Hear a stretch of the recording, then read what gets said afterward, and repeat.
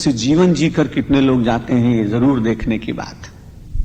भक्ति मानव को जन्म लेने के बाद जीवन कैसे जिया जाए इसकी प्रेरणा देती है। वैसे आप देखें तो चार वस्तुओं में एकता बहुत दिखाई पड़ती है। भक्ति परमेश्वर का सर्वत्र दर्शन कराती है। जब भक्ति मानव के मन में संपूर्ण रूप से विराज जाती है तो उसको ईश्वर के अतिरिक्त कुछ दूसरा दिखता नहीं। और बड़ी अच्छी बात है कि उसका व्यवहार भी बंद नहीं होता है। अगर वो एक बार राज्य संचालन भी करे लेकिन ठीक भक्त हो तो समाज के साथ बहुत न्याय करता है। क्योंकि आप सबने कई बार रामचरितमानस में भक्त शिरोमणि भरत जी का नाम सुना है। और जब भरत जी का चरित्र पढ़ते हैं, सुनते हैं, तब ऐसा लगता है कि इतने बड़े राज्य का संचालन 14 वर्ष तक करने के बाद वो कैसे रहते हैं। गोस्वामी तुलसीदास जी ने कहा कि चंचरी के जिमी चंपक बागा।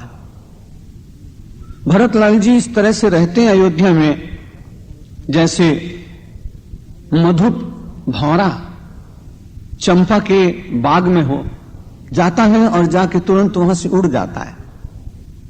कमल के ऊपर तब बैठेगा तब तो बेचारा बंधन में आ जाता है। उसकी आसक्ति हो जाती है, राग में इतना जुड़ जाता है कि उसे ध्यान भी नहीं रहता कि सायंकाल हो गया इसलिए मुझे उड़ जाना चाहिए। और बेचारा कभी कभी प्राणांत को भी स्वीकार करता है।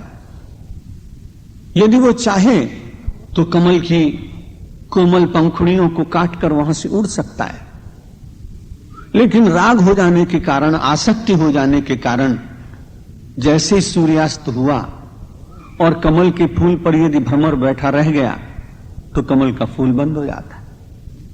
और जब बंद हो जाता है तो एक बार मन कहता है कि चलो बाहर उड़ चलें। कमल भ्रमर करत घर कोरे काठ में, बंधत कमल के पात, ऊधो मन माने की बात। सूरदास जी ने कहा यह मन बड़ा विचित्र है। वो भौरा चाहता तो उड़ सकता था, लेकिन अब कठिनाई है कि बार बार विचार करता है कि यदि मैं इसे छिन्न भिन्न कर डालूं तो कल फिर पराग पान करने के लिए मैं कहां आऊंगा। और इस आसक्ति के कारण मन में विचार कुछ दूसरा करने लगता है।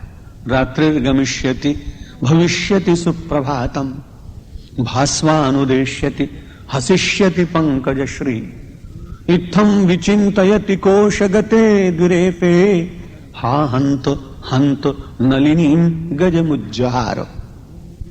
जब वो कमल के फूल में बंद हो गया तो कवि देख रहा है, और कवि भ्रमर के मन में बैठकर उसकी बात कह रहा है कि भौरा सोचने लगा रात्रिर्गमिष्यति, रात बीत जाएगी, भविष्यति सुप्रभातम, भोर होगा, सूर्य की किरणें धरती को स्पर्श करेंगे, हसिष्यति पंकजश्री, और पंकज कमल खिल जाएगा, तब मैं यहां से उड़ जाऊंगा।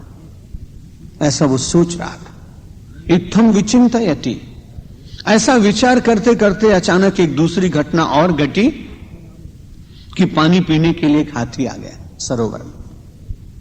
रोज पानी पी के चला जाता था, पर आज पता नहीं उसके मन में क्या हुआ कि उसने सबसे पहले उस कमल के फूल को तोड़ा और अपने मुख में रख लिया। इत्थम विचिंतयति कोश गते दुरेफे, हा हंत। कवि कहता रे रे रे, बड़ा अनर्थ हुआ। नलिनीम गजमुज्जहार, उस कमलनी को, उस कमल के फूल को एक गज ने उजाड़ दिया, नष्ट कर दिया। वही भौरा जो कमल के फूल में बंधकर अपने प्राणों को नष्ट कर देता है, लेकिन जब वो चंपक बाग में जाता है तो उड़ता है, रसपान करता है, सुगंध लेता है, लेकिन बहुत देर तक नहीं बैठता। भक्ति करने के बाद आपका मन रूपी भ्रमर कमल के फूल के पराग की आसक्ति में नहीं बंधेगा, बल्कि विश्व को चंपक बाग मानकर इसमें भ्रमण तो करेगा, लेकिन इसके साथ बंधेगा नहीं। इसलिए भक्ति करने से किसी आदमी का व्यवहार, व्यापार, अधिकार, ये सब समाप्त हो जाएंगे। ये भ्रम मानव के मन में से निकलना चाहिए। कई लोग ये कहते हैं अरे भक्ति करेंगे तो हमारा व्यापार कौन चलाएगा, हमारा उद्योग कौन देखेगा। तो भक्ति करने से उद्योग और व्यापार में कहीं बाधा आती है, ऐसा नहीं होता, बल्कि एक स्वस्थ मन, एक शांत मन, एक विशुद्ध मन, एक संतुलित मन अपने व्यापार और व्यवहार को जितना अच्छा चला सकता है उतना असंतुलित व्यक्ति नहीं चला सकता। यदि आप परमात्मा की प्राप्ति में बहुत विश्वास न भी करते हो तो भी ये भक्ति मानव के व्यावहारिक जीवन को भी बहुत कुछ प्रदान करती है। यह ध्यान रखकर ही मानव को भक्ति करनी चाहिए।